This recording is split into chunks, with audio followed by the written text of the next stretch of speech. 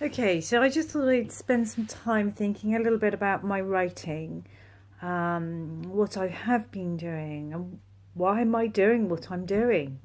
Why write about my illness? Why write about medical conditions, my medical conditions? Why write about how they affect me? Who cares? Who wants to know? Do other patients want to know? Do doctors want to know? I don't know. I think maybe one of the reasons I've chosen to write this stuff is because, well, it's a long story. It's about my personal journey, my life story, because health and medical matters seem to have taken up such a large chunk of my life, far more than I'd ever imagined or wanted, perhaps, or expected to have taken hold of my life to such a degree. Because even managing my conditions takes a lot of effort, a lot of time, a lot of management. To organise making sure I have the right food, to do the right exercise, to sleep enough, to manage my workload, to manage just general tasks and how I'm going to get about doing them. Housework, cleaning, is all exhausting. Then that's before seeing friends, actually doing client work. There's other things I have to support myself, like psychotherapy, having treatments, bodywork treatments, whether that's Bowen, somatic experiencing, osteopathy.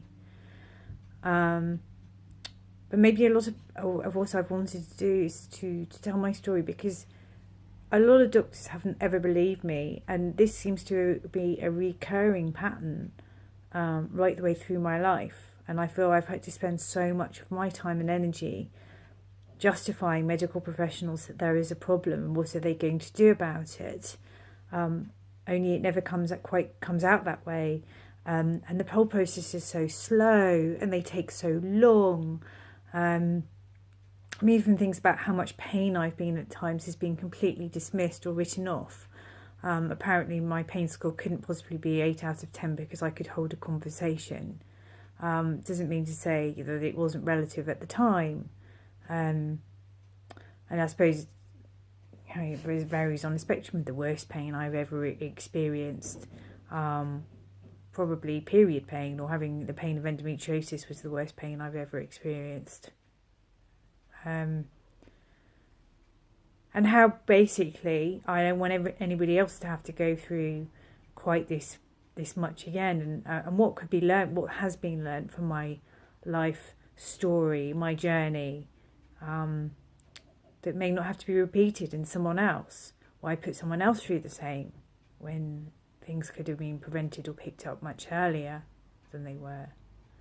There's definitely a lot about educating doctors about the importance of listening to the patient's story, the music behind the words, what else is going on from that.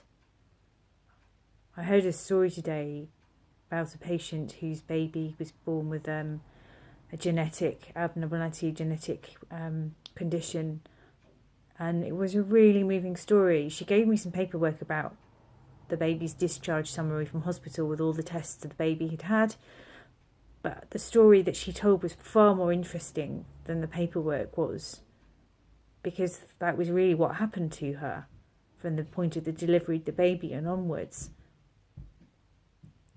And this is the bit that medical people just don't seem to understand. They only seem to look at numbers and spectrums of results on a spectrum, and if you don't fit into that, then somehow you're different, wrong, or you don't fit in a box, so therefore you don't belong there. But that's not actually how it is. That's not how it is at all. BMI is a good one. My BMI is 23. That's apparently bang in the middle of the normal range. But so what? I don't feel always that's a great score to have. I'd much prefer it maybe if my BMI was lower, but then would that make me an abnormal, out of range case study? I don't know. Doesn't it always need to be about how you feel as well as numbers? I don't know. These are just thoughts that I'm having today, right now. Thoughts about what I've been doing or trying to do and continue to try to do.